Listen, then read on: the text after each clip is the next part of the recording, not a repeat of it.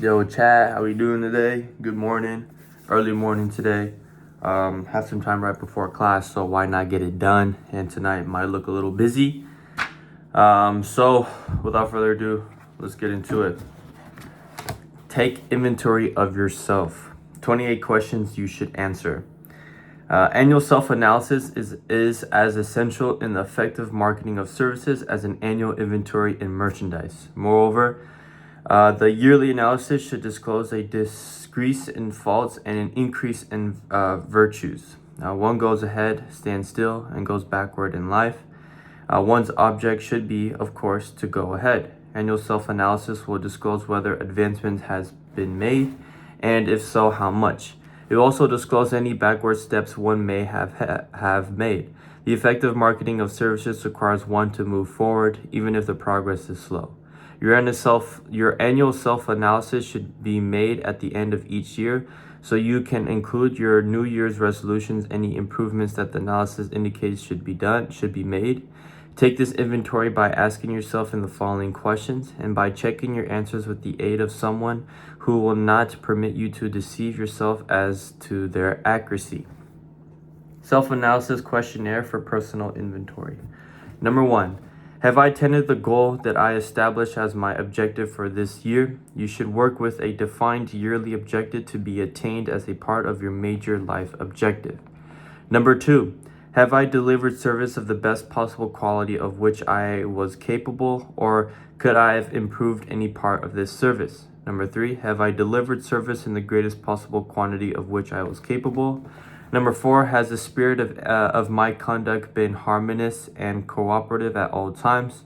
Number 5. Have I permitted the habit of procrastination to decrease my efficiency, and if so, to what extent?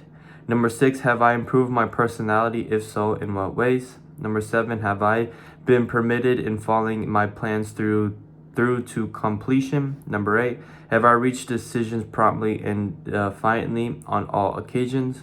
Number 9, have I permitted any one or more of the 6 basic fears, see chapter 15, to decrease my efficiency? Number 10, have I been either over cautious or under cautious? Number 11, has my relationship with my colleagues in work been pleasant or unpleasant? If it has been unpleasant, has the fault been partly or wholly mine? Number 12, have I dissipated any of my energy through lack of concentration of effort? Number 13, have I been open-minded and tolerant in connection with all subjects? Number 14, in what way have I improved my ability to provide service? Number 15, have I been intemperate in any of my habits? Number 16, have I expressed either openly or secretly any form of egotism? Number 17, has my conduct toward my colleagues been such that it has included them to respect me? Number 18, have my opinions and decisions been based upon guesswork or accuracy of analysis and thought? Number 19, have I followed the habit of budgeting my time, my expenses, and my income? And have I been conservative in these budgets? Number 20, how much time have I devoted to unprofitable effort which I might have used to better advantage? Number 21, how may I rebudget my time and change my habits so I will be more efficient during the coming year?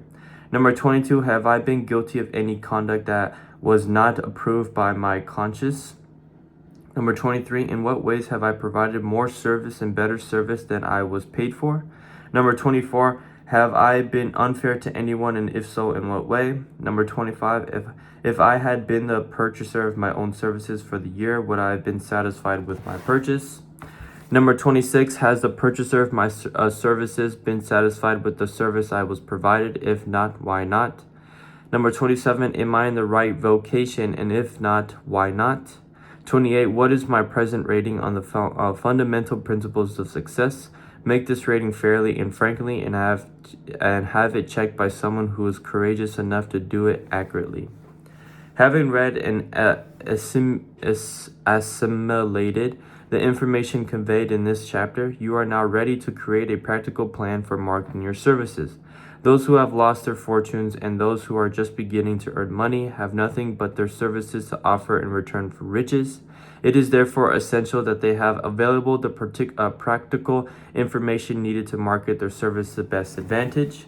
The information contained in this chapter will be of great value to all who aspire to attain leadership in any calling. It will be particularly helpful to those aiming to market their services as business or industrial executives. Complete a simulation and understanding of the information here conveyed will be helpful in marketing one's own services, and it will help one to become more analytical and capable of judging people. The information will be priceless to personnel directors, employment managers, and other executives charged with the selection of employees and the maintenance of effective organizations. If you doubt this statement, test its soundness by answering and writing the 28 self-analysis questions. Indeed, this might be both interesting and profitable even if you do not doubt the soundness of this statement. When and how to find opportunities to accumulate riches. Now that you have analyzed the principles by which riches may be accumulated, we naturally ask, where may one find favorable opportunities to apply these principles? Very well, let us take an inventory and see what the Western economy may offer the person seeking riches, great or small. To begin with, let us remember, all of us, that we live in a society where every law-abiding citizen enjoys freedom of thought and freedom of deed. Most of us have never taken stock of the advantages of this freedom. We have never compared our unlimited freedom with the certiated freedom in some other societies. We have freedom of thought, freedom in the choice and enjoyment of education, freedom in religion, freedom in politics, freedom in the choice of a business, profession, or occupation, freedom to accumulate and own without molestation all the property we can accumulate, freedom to choose our place of residence, freedom in marriage, freedom through equal opportunity to all races, freedom of travel, freedom in our choices of food, and freedom to aim for any situation in life for which we have prepared ourselves. We have other forms of freedom, but this list will give a bird's eye view of the most important, which constitute opportunity of the highest order. Next, let us recount some of the blessings that our widespread freedom have placed within our hands. Take the average family in Western society, for example, meaning the family of average income, and sum up the benefits available to every member of the family. Food. Because of our universal freedom, the average family has available at its very door a choice of selection of food and its prices within its financial range. Shelter. This family lives in a comfortable home, heated by gas, lighted by electricity, with gas for cooking, all for a reasonable rate. The toast they had for breakfast was toasted on an electrical toaster. The carpets are cleaned with a vacuum cleaner run by electricity. Hot and cold water is available at all times in the kitchen and the bathroom. The food is kept cool in a refrigerator run by electricity. The wife styles her hair, washes her clothes, and irons them with easily operated electrical equipment on power operated by sticking a plug in the wall. The husband shaves with an electrical shaver. They receive entertainment from all over the world 24 hours a day if they want it by merely switching on their televisions. Clothing. Men and women in Western society can meet their clothing requirements and dress very comfortably at prices within the range of an average family salary. Only the three basic necessities of food, clothing, and shelter have been mentioned. The average citizen has other privileges and advantages available in return for modest effort, not exceeding 8 hours per day of labor. Among these is the privilege of owning a car, with which one can come and go at will at very small cost. Take a pause there, but I think this is where we come into like the reality aspect of the opportunities that we have in life, and it is up to you to determine how you approach it. And it's very true that we live in a world where we do have these set freedoms. Obviously, there's set cases where people have these freedoms, but it's a lot more difficult to overcome the situation that they're in.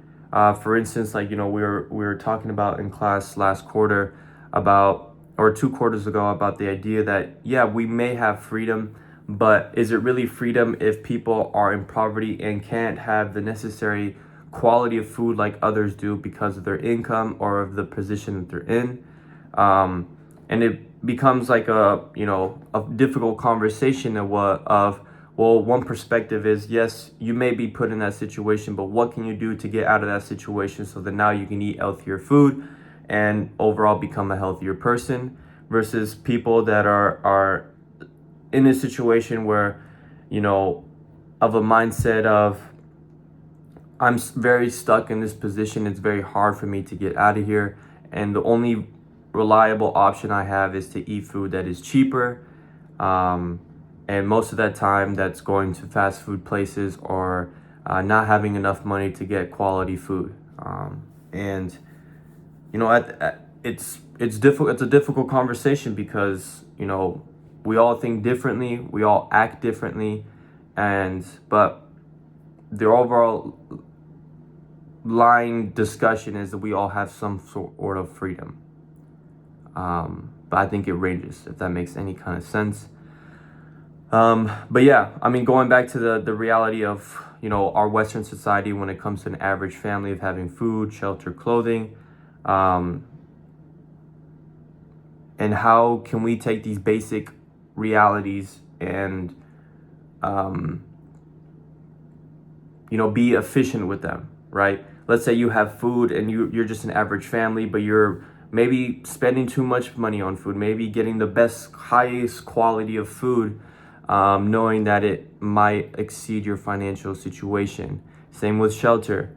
Maybe you can't afford this house that you thought was your dream house at this very stage of your life. Same with clothing. This is a more prominent one, I feel like, in this day and age, where you aren't making as much, or you're making the average amount of income, but you're buying the high ticket prices just to show that you may have money, right? And many people, many successful people say that live below your means. So yeah, I mean, this is probably just side questing from what is really being expressed here in this couple pages, but thought it's worth talking about and mentioning. But just got one out this morning. Just get some reading down in the morning, and see you guys tomorrow.